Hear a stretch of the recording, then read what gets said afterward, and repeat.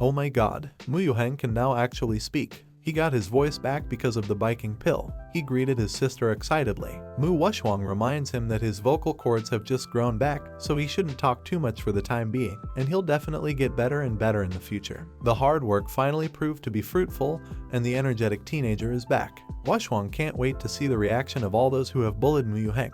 The officials are speechless, and they are ready to submit themselves to Mu Wushuang. They tell her that the biking pill has the effect of repairing the damaged 5 internal organs, dantian, and meridians. For them, Wushuang was simply an unprecedented genius, as Master Mu no longer has any serious problems. The officials declare Mu Wushuang as their ancestor, and they ask her to follow them to the Alchemy Association. Long Moshin stares at them and tells them that if they don't roll, they won't be allowed to leave. The officials rush out of the room, and they are happy that the prince spared their lives. Mu Wushuang is busy hugging her little cute brother. Just then Moshin commands that the king is tired, so she should accompany him to dinner and she should let her brother rest. They arrive at a beautiful place, and Wushuang questions Moshin, asking him why they came to eat in such a romantic place today. Uncle Huang tells her that the scenery and his mood are both good.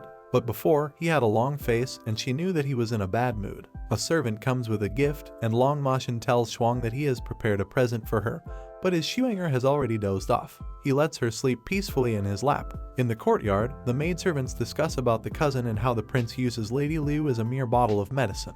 They also adore the way the prince is affectionate and gentle towards their mistress. They didn't know that Liu Jiao was right behind them, so they bowed and greeted her. At the same time, the prince is seen carrying Mu Wushuang, who's in deep sleep.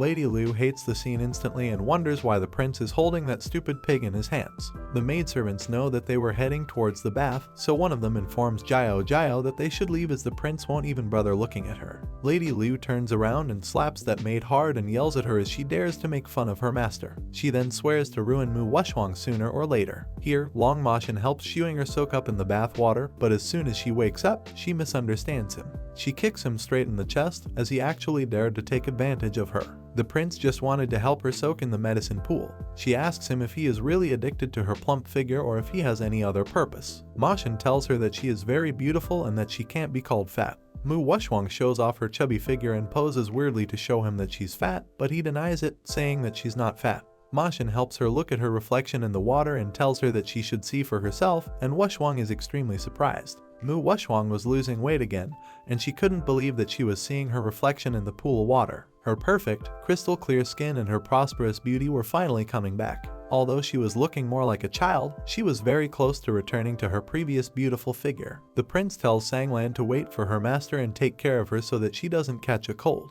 Sanglan reminds her mistress that the water is very cold.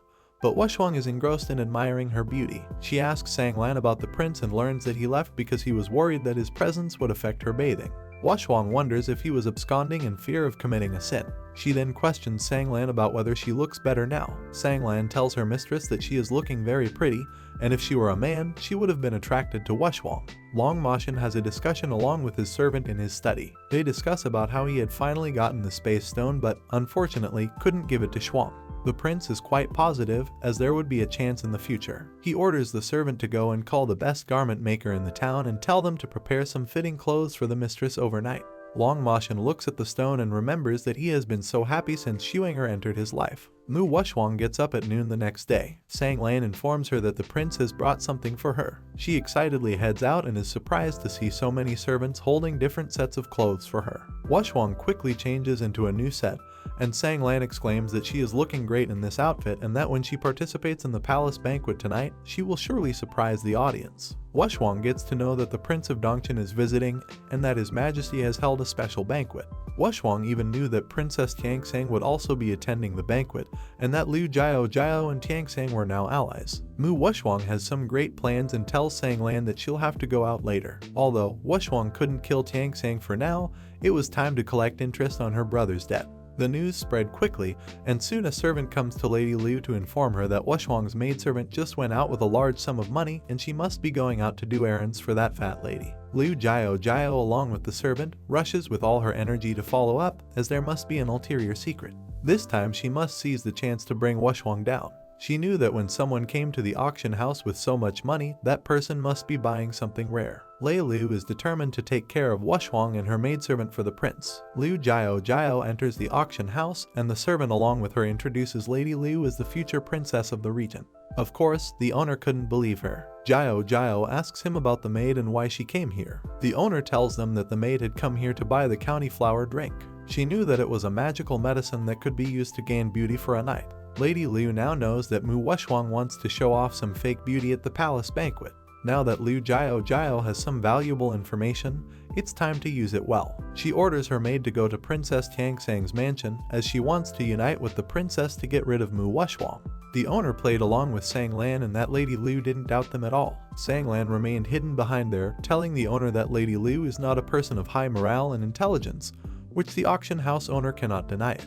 In the evening, Mu Wuxiang was all set to move out with the prince to attend the banquet when Liu Jiao stopped and complimented her, saying that she was looking so beautiful today. She adds up, saying that she doesn't know what kind of beauty prescription has been used by Wuxiang, and she taunts her, saying that she has heard of a magical medicine called Xianhuazui. Wuxiang tells her that she can't share her recipe but instead asks Jiao whether she is going to a funeral as she is dressed in white. Liu Jiao blood boils, but then she can't say anything to Wuxiang.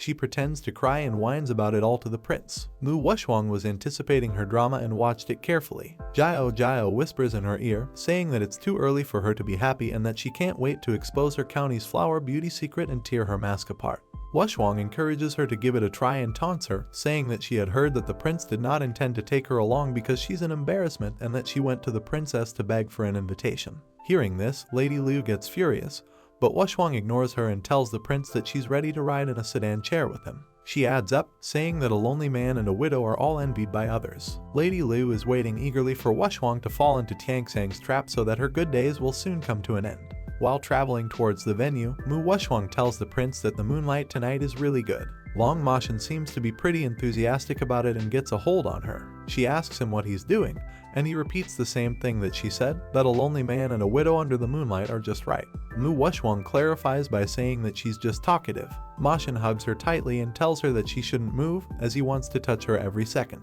She wonders what happened to this cold guy and why he's become so romantic suddenly. Long Moshin then becomes serious and tells Wuxiang that the palace banquet is not easy, so she shouldn't leave him.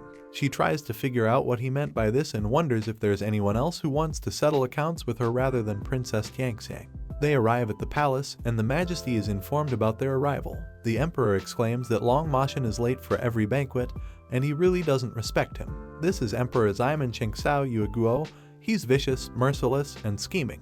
Moreover, he is also one of the culprits of the Hu Mansion's injustice. Long Moshin tells the Emperor that he doesn't need to care about such trivial matters. The Emperor knew that his uncle was still like this and asked about the one next to him. He guesses that she may be Miss Hu Fu, and bingo, he was right. There's instant chaos among the crowd gathered, and they discuss about Mu Wuxiang being obese and ugly, and they wonder how she became so beautiful now. Simon Kang is shocked to see that Wuxiang has become so beautiful, and if he knew, he would have coaxed her. He lost a beautiful woman who was obsessed with him for nothing. The Emperor questions Mu Wuxiang about her stay at the Prince Regent's mansion. He just realized that this woman is completely different from the rumors, and if she is included in the harem, it would definitely be a pleasure. Long Moshin interrupts and tells him that everything's fine and he doesn't need to be concerned about it. Wuxiang wonders about their relationship, as they seem to be too weird even when they talk. Meanwhile, Princess Tiangsang enters along with Liu Jiao and she tells Wuxiang that she's been waiting for her for a long time and apologizes for offending her in the palace last time. She offers her a special drink that she made for her, and the evil princess can't wait to expose her beauty. She tells Wuxiang that she is as pretty as the county flower today, but deep down she just wants to bring out Mu Wuxiang's ugly face in front of everyone. Princess Tiangsang offers Mu Wuxiang the drink, and she taunts her, saying that if she doesn't drink it, she's not respecting her. Moreover, it's just a glass of regular wine to apologize. When Wuxiang doesn't agree, she tells her that she doesn't dare drink it as she may be afraid. Wuxiang asks them why she doesn't dare, and they know it because she had the county flower drink. The people gathered for the banquet are astonished to know about the fact that Mu Wuxiang really drank the county flower drink. They knew it was a kind of potion that could make people beautiful on the black market, and that it was a forbidden product. Tiangsang tells Wuxiang that she is just waste wood and a straw bag who is shameless, so she had to use some sideways to expose her. Furthermore, using the forbidden medicine in front of the emperor is the crime of deceiving the king. Mu Wuxiang didn't open her mouth, but that doesn't mean she is guilty of having the county flower drink. She asks Princess Tiangsang if she has any evidence about it. Tiangsang tells her that this drink can serve as evidence, so she'll rely on it. Wushwang counter-questioned her, saying that she was not drinking this wine too, so it is possible that even Tiangsang had taken the county flower drink. Mu Wushwang states that the county flower drink is drunk as water and is similar to plastic surgery. Zhu secretly cheers for his master. Princess Tiangsang praises herself, saying that she is naturally beautiful and that she's not ugly like Mu Wushwang, who has some kind of beauty medicine. Wushwang claims that she is also naturally beautiful and asks Long Moshin to validate her claim, to which he rightly agrees to her. Tiangsang is now furious and warns Wushwang, saying that so many people here are watching and that no amount of her sophistry can change the fact that she is an ugly fat lady. If she is naturally beautiful, then she can't have the princess's name upside down. Wushwang now gets down to serious business and tells the princess that if it turns out that she did not take the Zion Huazui, then she wants Princess Tiangsang to kneel down and apologize to her. The princess fairly agrees to Wushwang's condition and encourages her to drink it quickly. Mu Wushwang asks Long Moshin to testify, as Tiangsang only relied on it, and he agrees to testify for her. The emperor interferes, saying that he too will testify for Wushwang. She declares that since the emperor and the emperor's uncle are willing to testify for her, she will drink the wine. Wushwang wonders how this clever emperor has such a stupid sister. She quickly drinks the glass of wine, and Tiangsang and Lu Jiao wait for her ugly face to be revealed. She finishes the drink, but nothing changes. Tiangsang exclaims that she drank too little of the wine and tells her to drink the whole jar of wine. Wushwang advises the princess to give up her fantasy and recognize reality. Wushwang finishes the whole jar of wine and throws the jar aside. Not even a bit of her beauty fades, and now Tiangsang is in great trouble as this was not possible. She tells Wushwang that she is obviously an ugly fat woman and how she lost weight and became so beautiful. Tiangsang rushes towards her brother, hoping that he will meet her. She is the princess, and how can she kneel to such a bitch? The emperor directly tells her that she should be on her own as she willingly made this bet. He knows that Long Moshin cares about Wushwang and decides to use her as a bargaining chip in the future to suppress him. Here, Princess Tiangsang kneels down and apologizes to Mu Wushwang. Wushwang plays around with her, asking whether she hasn't eaten today because her voice is so low that even the readers can't see it. Tiangsang then loudly apologizes and tells her that the princess made a mistake and that she should forgive her. Princess Tiangsang apologizes to Wushwang, and she forgives her this time as she didn't care as it was only a small amount of wine, but Wushwang will definitely take care of her younger brother's business alone. She warns her, saying that the princess should keep her eyes on herself and shouldn't be instigated anymore. Tiangsang gets up, and now she's embarrassed to the core. She gives a death stare to Lu Jiao, as she was the one who had dared to give the princess all this false news, which led to her humiliation, and now Jiao soon will be dead meat. The following moment, the Prince of Dongchen arrives and explains to the emperor that he met a bit of excitement on the road and was greedy for a while, so he shouldn't be angry with him for coming late. Mu Wushwang notices that Song Yang had even brought the hammer to the palace banquet, and this shows that he's very sincere. Emperor Xiaoyu tells Yang to have a seat. Song Yang stops and greets Wushwang, and she tells him that this hammer suits his temperament very well. He actually likes the hammer very much, as she was the one who gave it to him, and he even hugs the hammer while sleeping. Long Moshin can't take this anymore, and he drops the wine glass on the floor. The emperor reminds Yang to take his seat, and they finally settle down. Moshin tries to analyze the meaning behind Song Yang's words that he said to the king's fiancée. The Yang had said that beautiful women are rare and he yearns for them, and this is human nature, so the regent shouldn't be offended. These two men were extremely difficult for one to comprehend. One is as passionate as fire, and the other is a cold glacier. According to Long Moshin's temper, if he gets jealous, Wushwang won't be able to go back to the palace today, so she decides to coax him first. Shuang deliberately acts cute and tells Moshin that if he wants to eat lychees, she'll peel them for him, but the prince doesn't like lychees. She instead feeds him grapes and wonders that it's shameful to be cute, but it's always useful. Song Yang analyzes that Chixiatang, Kainkun Pavilion, and other huge forces have Long Moshin behind them, and there are more of them that can't be found, so it seems that it won't be easy for him to snatch Mu Wushwang from him. The emperor declares that the deal should be passed and observes Long Moshin and Wushwang. He had really thought that the prince had no weakness, but now it seems that Wushwang is his weakness. The banquet finally ends, and the guests begin to leave. Wushwang and Moshin also head towards the mansion, but a servant abruptly stops them and informs Wushwang that the emperor would like to see her. Both wonder why the emperor suddenly wants to meet Wushwang. The servant tells them that the emperor wants to talk to her about the redress of the Hu mansion. Long Moshin tells the servant that he will allow Wushwang to meet him only for a while, as he's still waiting for Xuenger to feed him grapes. At the Imperial Garden Pavilion, the emperor gets furious when he learns that Long Moshin will only allow him to see Wushwang until half of the incense stick burns. He knows that Moshin cares too much about Wushwang and swears that he will snatch her over and he'll make sure that he dies in the hands of his beloved woman. This is how Long Mashin's life will end. Mu Wushwang greets the emperor and he tells her to have a seat. He asks her if she's having a better time during this period, and she tells him that everything is fine and thanks him for his concern. Wushwang knew that it was really embarrassing for the emperor as he couldn't smile or laugh, and he just kept laughing like an ugly ghost. The emperor tells Wushwang that he has sent someone to thoroughly investigate the case of the Hu Mansion's treason, and the man of heart has committed suicide in fear of sin. He assures Wushwang that he'll definitely return the old man to his innocence. Wushwang thanks him again for the favor. Simon Sheng and Simon Kang are one and the same type of person, and now that he has pushed out for the dead ghost, it is regarded as soothing, which is actually ridiculous. The emperor then acts cool and tells Wushwang that she doesn't need to be so rigid, and in this palace everyone holds back their emotions because they are afraid of him. No one has ever had a link with his heart, and he knew that Mu Wushwang was different. She decides to play along with him first and see what tricks he has. The emperor tells Wushwang that she's not like any other flattering woman, and he wants to be a close friend to her. He takes her hand, but Wushwang immediately backs off, saying that this is not necessary. Simon Sheng explains that she doesn't have to refuse him so quickly as his heart is determined and he has already regarded Wushwang as a friend. He has also ordered people to repair the Hu Mansion overnight so she can live peacefully in her own house. It was not wise for an unmarried girl to live in a man's house, even though he personally trusted the Prince Regent.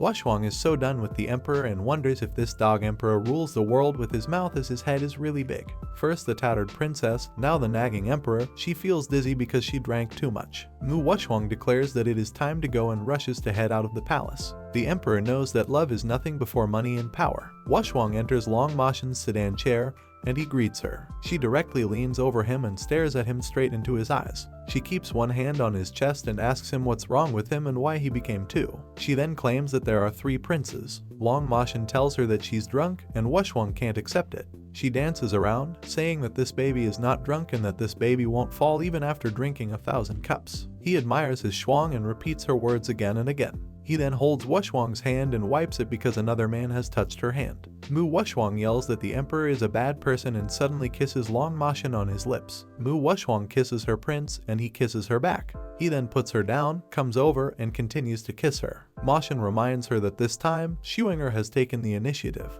He holds her face in his hands and stares at his beautiful girl. Shuang notices that something's wrong with his eyes, but the prince is in no mood to listen to her. He kisses her again, and this time the kiss is more deep.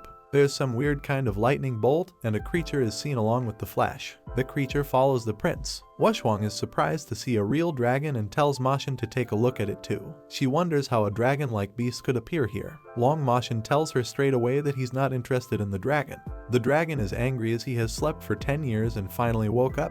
But as soon as he woke up, he got to see this, and he tells Mashin that Wushwang is still a fat woman. The prince addresses the dragon as a bug and asks him whether he was the one to call Wushwang fat.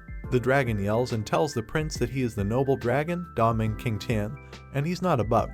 Wushwang tells the dragon that he is short, small, and smelly, and he fits the description of a bug very well. The dragon complains to Mashin, who tells him more about Mu Wushwang. They finally reach the Prince Regent's mansion and learn that the dragon is the sacred beast Kingling, and it's really not easy to acquire him. The maidservant greets Wushwang, and she's happy to have her back. Wushwang asks Sanglan about Yuheng, and she tells her that Yuheng has been practicing Qigong all the time, and then he went to prepare some snacks for Wushwang. Mu Wushwang loves the idea of getting a sweet treat from her handsome brother. She rushes towards the kitchen and screams in excitement that she's back. Here, Mu Yuheng is busy cooking for his sister. She enters the kitchen, and Yuheng is ready with a plate full of rabbit-shaped snacks for Wushwang. Anastasia had returned to Ian's home and was welcomed by him. She complimented him on how cute he looked, even cuter than a rabbit, and Ian fainted from the shock. When he regained consciousness, Anastasia asked him if what she said was true. Ian's sister, Lena, asked him if he had worked himself so hard that he had worn himself out, but Ian was furious and explained that the duel with the Duke King was around the corner, and he didn't want to lose and let his sister down. A servant then informed Anastasia that the Duke King was already at spirit level 5, and Lena thought it would be very hard for Ian to catch up with him. However, Anastasia's bracelet suddenly lit up, and the charms appeared, telling her that she could use the stone attached to the miracle fire. Anastasia initially thought the stone was rare and useless, but the charm revealed it was a lineup stone and necessary for an array. With it, she could gather Nimbus hundreds of miles around a small space, and people cultivating themselves and it could quickly level up. Anastasia agreed to deploy the Nimbus array the next day and went to the Pearl Yard to prepare for it. Maxwell, who was in his study room, heard about Anastasia's plan and became scared. The dragon explained to Maxwell that thousands of years ago, after the disaster, countless great men died and the immortal bridge was broken. Countless cultivating methods, arrays, and Dan prescriptions were lost with the light-up stones. The dragon found Anastasia suspicious and asked Maxwell to check on her. As Anastasia was preparing for the array, she placed Ian in the center and instructed him to be prepared to absorb Limbus energy. Ian agreed, and the process began. The array was deployed successfully, and Ian absorbed Limbus energy, which helped him level up quickly. However, Maxwell was still suspicious of Anastasia and decided to investigate her further. Overall, Anastasia's plan to use the lineup stone for the array was successful, and Ian was able to level up quickly. However, Maxwell's suspicions about her continued, and it remains to be seen what he will discover about her intentions. Maxwell reaches the Pearl Yard and finds out that Anastasia is reciting an ancient language, probably a spell. The spell starts to work and creates a circle around Ian, and she prepares to absorb the power, creating lightning and a tornado above the Pearl Yard. Eden sees her from afar and realizes it's Anastasia Mu. Her charm tells him to catch that woman, as she seemed really interesting to him, and ask her all about how to deploy arrays. The dragon told Maxwell that she really pulled off the Limbus gathering array, which had been lost for 1,000 years and is quite rare even in high-order land. Maxwell tells the dragon to send someone to collect the line stones. The dragon was expecting Maxwell to teach Anastasia a lesson and was shocked by Maxwell's words. On the other side, seeing Ian cultivating by himself, Anastasia also decides to strive and creates a schedule for a month, starting with losing weight, refusing delicious food, cultivating herself beside her brother, and practicing making Dan medicine. As the month passed, Lena came to check on her. She had been in her room for days, but she was surprised to see her amazing transformation. She couldn't believe that it was the same ugly, chubby Anastasia that the regent had brought home. All her hard work of dieting, cultivating, and doing other productive things provided her with a really sweet result. Lena was speechless over this beautiful look of her master. As Anastasia came out all well dressed in her beautiful outfit, she was really excited for the duel between her brother, who was also cultivating side by side with her, and the Duke King, who had previously humiliated him. She asked Lena to start moving out, as the scene they were now going to witness in a few days would be well worth watching. Anastasia tries to play all cool and mean, but her servants continuously keep complimenting her on how beautiful she looks and how much she has transformed herself. One servant shows concern because she has lost weight too quickly and wonders if she is okay. In the middle of a conversation, someone says losing weight is a good thing for her. It's better than being called a pig every day. Anastasia stares at her and finds it is Gil Liu. She asks what happened to her, to which she replies that she was punished for the epiphyllum drink case by the princess. The princess broke her leg and also did hit her. Listening to this, Anastasia says what a pity she didn't see them biting each other after being punished by Alice. After being punished, she went to her cousin, who also told her to get out of his house, but he also ignored her. The real reason Gil came was to take revenge on Anastasia. Gil pulls out a knife as she says that she is a wicked woman and she must have played tricks in front of the regent and king to deprive him of his grace. She attacks her with all her might, but Anastasia easily catches her hand and twists it in such a way that she drops the knife. She told Gil that she deserved it because she deliberately hurt her, and she is not like her. She doesn't like to play dirty tricks behind her back, says Anastasia, saying this slaps Gil. When Gil attacks Anastasia more furiously, she furiously moves towards her, saying, "I'll kill you." But as all of this is happening, her cousin suddenly appears on the scene and threatens her if she wants to lose another leg. Gil Liu, seeing him, gets down on her knees and starts pleading with him not to do anything to her, on the other hand. Anastasia wonders why he appears to be invisible, like a comic book hero. Her cousin spares her life and tells her to get out of his sight. Anastasia thanks him for helping her, but she can do it herself next time. She doesn't have to depend on anyone. As she was saying, he pulled her waist towards himself and got her close to himself, staring. Anastasia thought what he wanted, but he continued to stare at her seriously. Anastasia asked him why he was staring at her but was not even uttering a single word, or if he was not able to recognize her after her transformation, to which he replied that he looks at her better. Outing his hand on her face and touching her skin, he compliments her. Listening to this, Anastasia blushes, pushes him away, and says, "Calm down and behave. People were unaware of the situation and may think you are molesting me in broad daylight." She puts up a kind smile, but in her mind she thinks that she is not a fat girl anymore and he can't take advantage of her easily now. She gets her in his arms and says, "You are my fiancé, and I can hug you," to which Anastasia says that he's wrong, but before she could say anything, he kisses her unexpectedly, leaving her in shock and silence. Anastasia feels amazing, and Maxwell goes beneath her, touching and kissing her neck passionately. In all of this, Anastasia, in her mind, is still in a rage and will beat him even though he gives her money and a drop of blood falls on her face. Seeing this, Anastasia is surprised that Maxwell is having a nosebleed. She asks him why he is having a nosebleed, to which he replies that she is very beautiful and he could hardly stop himself. She first wiped the blood from his face. Later that day, she goes shopping. She comes back to Maxwell and tells him that she's going shopping. Anastasia opens it and finds it to be a space stone. Maxwell asks her if she likes it, to which she says yes, but she can't take it. It's very valuable, and he also adds that it's an early celebration of her brother's winning. Anastasia thanks him and leaves. Going back, he thinks, how can he casually flirt with her just because he's good looking?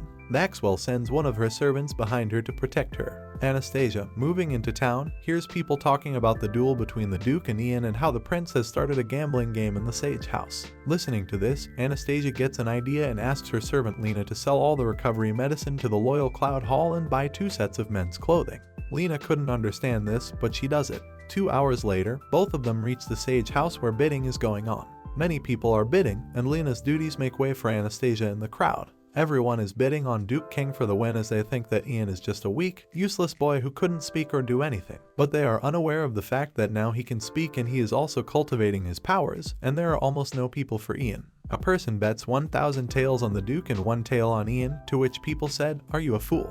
You'll lose 1 talon." Seeing this Anastasia, the person comes back and says that she firmly believes that the Duke will win but only bet little money because he was poor. It was clear that she was trying to gaslight the man into putting more money into the bet as she was still confident in her brother's capabilities. Listening to this, that person gets mad and challenges her to show how much she bet.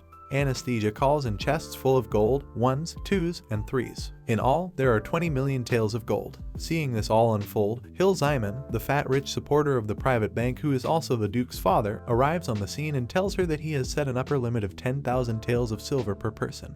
Anastasia asks, is there an upper limit on the Ian side? Listening to this crowd go mad, is that a joke? Does she think Ian will win if he dares to challenge Duke King?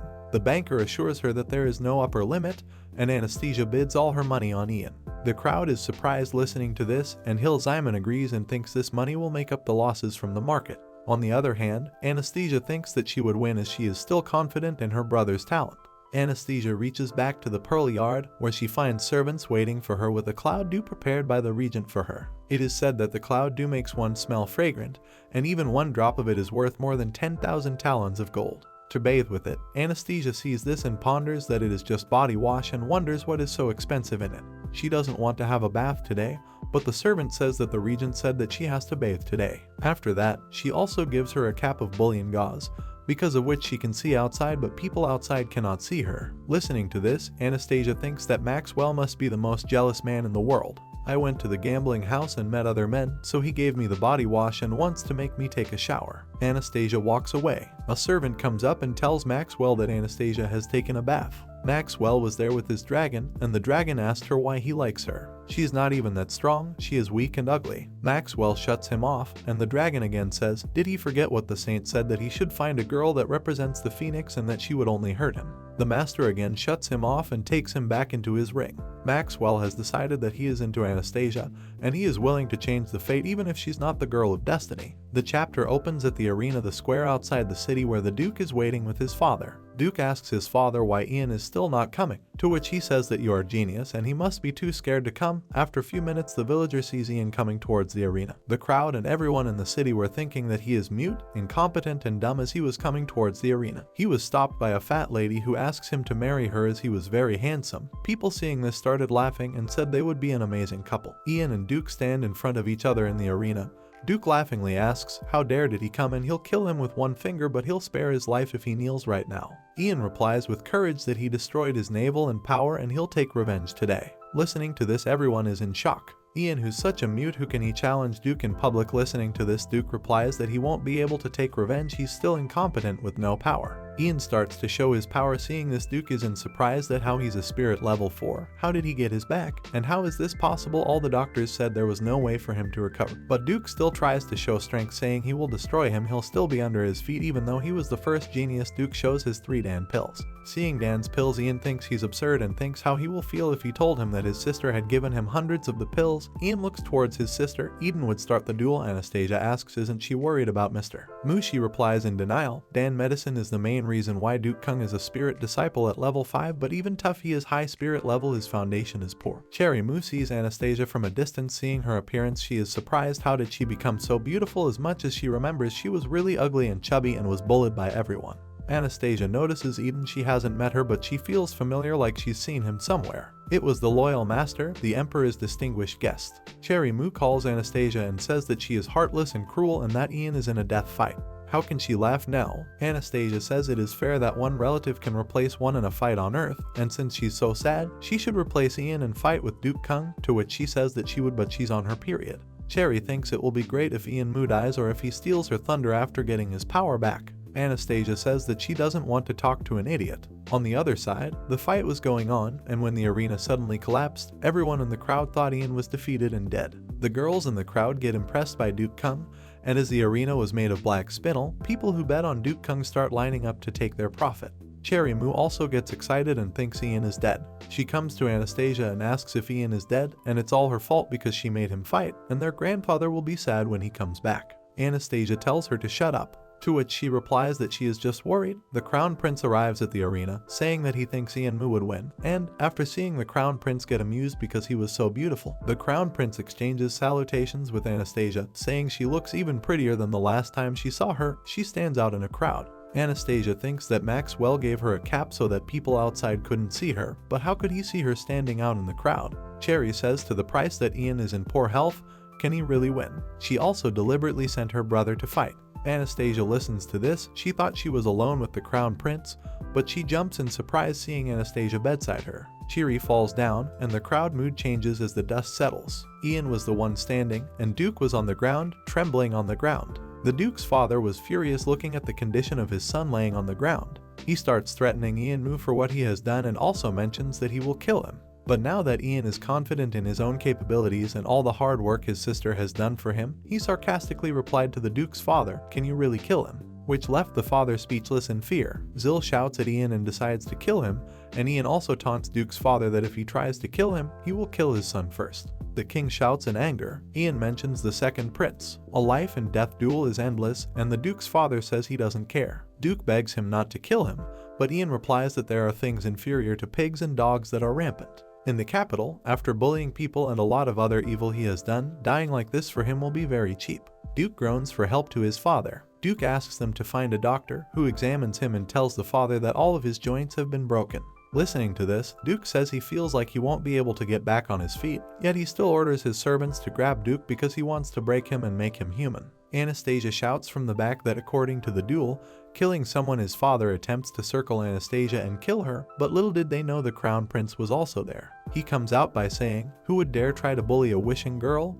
Anastasia, and also validates the statement made by Anastasia. Listening to this, the father was shocked, as he didn't know she was part of the laundry, and he can't offend this person because it can be a problem for him and his business. Eden meets Skill and ends the fight and says to heal Duke. When I first listened to this bill, it said that the king brought it to support the market. Eden also thought that it was strange why he came to talk to him, and then Eden disappears as he sees them as Anastasia is approaching them. As soon as he gets over it, Anastasia pulls out the receipt of her last bid that she did yesterday, and according to the rules, she demands 2 billion taels as she won. Seeing this Cherry, she is shocked that her sister is about to earn 2 billion taels. The crowd also goes mad, and shocked people hear in the room that there was a fool who spent $20 million betting on young people, but it turned out to be true. People point at her, asking if she made the bet yesterday. The servants of Anastasia come with garlands and give them to Ian to wear. Ian tested them at first because they were garlands for women. Anastasia takes the garland and puts it around Ian's neck. Ian says that he doesn't want them. This is meant to be worn by women, to which Anastasia replies, "Who said it was worn by women? This is a wreath of winners, sisters worked all night making it." Does Ian have the heart to let his efforts go in vain?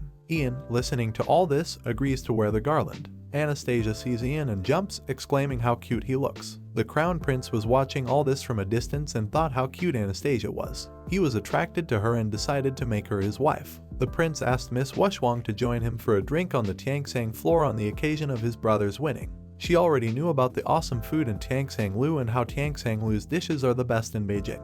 Ian still asks her to consider the cook in their own palace, but she says that they must enjoy their success. The regent was a bit furious when he got to know that his fiancée was out for a drink with the prince of another kingdom, but he calmed himself down. The distress could be easily seen from his face. Miss Wushwang was really impressed by the food's beautiful aroma. The prince asked her to excuse him as he needed to go out for a moment for some work, and the regent sent a man to inform Miss that she must not drink at any cost outside the house as it may ruin her reputation, and also that he will give him space stones if she doesn't drink when she goes out of the palace. She wondered that even though it is the regent who is trying to be overprotective and caring, it was only him who tried to take advantage of her the last time when she got drunk in front of him.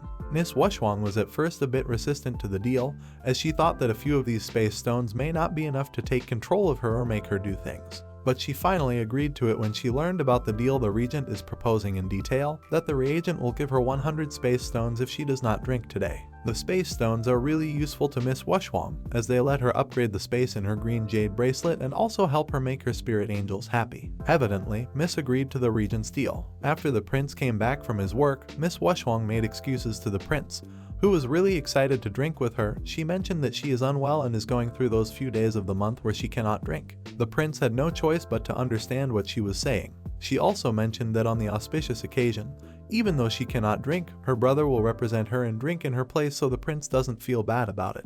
As the prince still tried to convince her to drink a bit, her brother on the other side was focused on not letting someone that cheerful and excited come closer to his sister, and also on the fact that he would not let just anyone become his brother-in-law. He decided that now that he is back strong, he will do everything possible in his hands to protect his sister from any kind of danger possible out there in the world. So that is it for this video, guys. Hope you enjoyed it. So if you like the video, then hit that like button and leave a comment for the next part. Most important, subscribe and press the bell icon for notification. I will meet you in the new video. Till then, bye.